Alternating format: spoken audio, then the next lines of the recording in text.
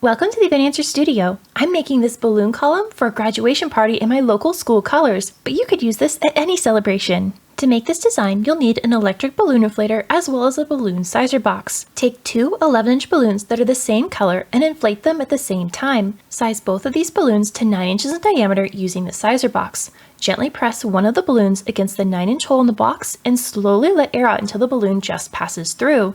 Once both balloons are 9 inches in diameter, tie them into a pair by wrapping the nozzles around twice and tying them in a knot. Make a second pair in a coordinating color and join them into a quad by overlapping the two pairs so that the nozzles touch, and then twist one balloon from each of those pairs around each other twice, locking all of the balloons into a quad and arranging the balloons so that the colors alternate. Make two of these 9-inch quads, two quads that are 8 inches, and two quads that are 7 inches. I'll be building my column on this 5-foot tall balloon stand. Starting at the base, you're going to take that 9-inch diameter quad and slip it around the pole of your balloon stand so that the pole is touching the nozzles of that quad. Then take the two balloons with the pole in between them and twist them around each other twice. This will secure the quad to the stand, and it'll put the balloons back in their original position so that the colors alternate between purple and silver.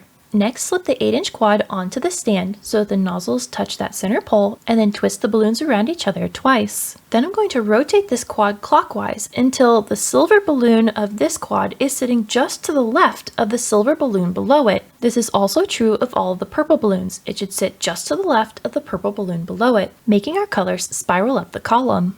Attach the 7-inch quad just like we did the 8-inch, making sure we arrange the colors so that each of them sit just to the left of the same color balloon below it. Gently press down on these quads so they're nice and snug, and then I'm going to cover the center section of the column in silver 260 balloons that I've inflated with 7 pumps of air and then tied into pairs. Slip the nozzles of one of those pairs under the 7-inch silver balloon so that all the nozzles touch. Then pull the 260 balloons up a little bit so they sit on top of that silver balloon. Do the exact same thing on the opposite side with another pair of 260s slipped around the other silver 7-inch balloon.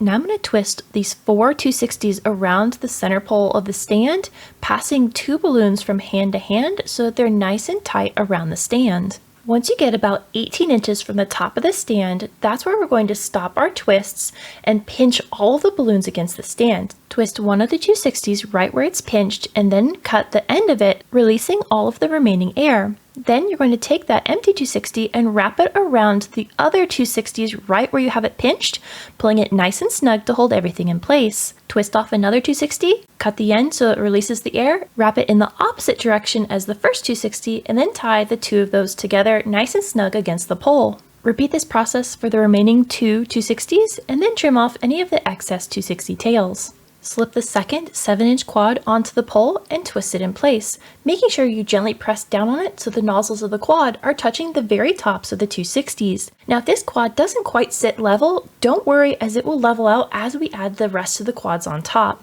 Attach the 8-inch and 9-inch quads in the exact same way, making sure each quad is rotated clockwise one spot so the spiral of colors continues all the way to the top of the column. I'll be using a 24-inch balloon to top my column. Now I'm going to inflate this until it's about 20 to 22 inches in diameter. Then I'm going to press the nozzle down into the balloon and roll it around a little bit to give it a spherical shape before tying the nozzle off in a knot.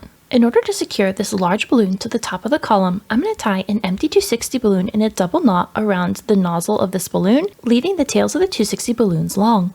To attach vinyl lettering to my balloon, I like to wedge the balloon between my torso and the edge of a table so it can't wobble on me as I make that application. Align the lettering to make sure it's straight in relation to the nozzle of the balloon. Starting in the center of my word, I'm going to gently press the vinyl down, working out towards the edges so the vinyl has a chance to curve around the balloon. I'm going to do my best to rub out any crinkles or air bubbles, but sometimes they're inevitable depending on the shape of the letter. You'll notice that there's a little bit of a wrinkle in the edge of my T. Once I remove the transfer tape, I'm then going to go back and lift up the edge of that T and reapply it flat to remove that wrinkle.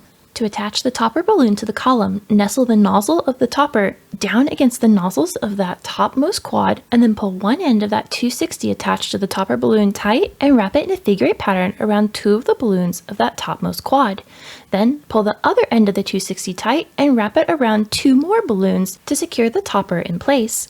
Once you're done with the 260, simply let the tail go and it'll disappear into the column. Then I'm going to arrange the topper balloon so that the lettering is facing out the front of the design.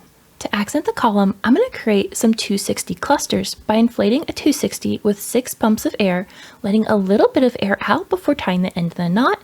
Then I'm going to squeeze the entire length of the balloon to soften up the latex and push the air towards the end.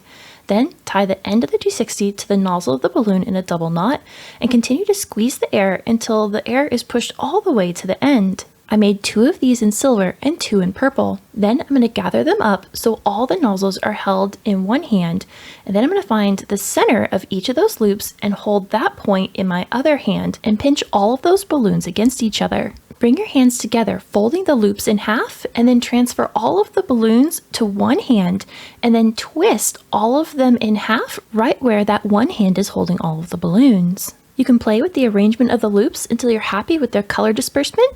Then I'm going to take an empty 260 balloon that I cut in half and tie it around the center of my cluster and use that empty 260 balloon to tie it onto the side of my column by pulling that 260 tight and wrapping it in a figure 8 around 2 of the balloons of that topmost quad.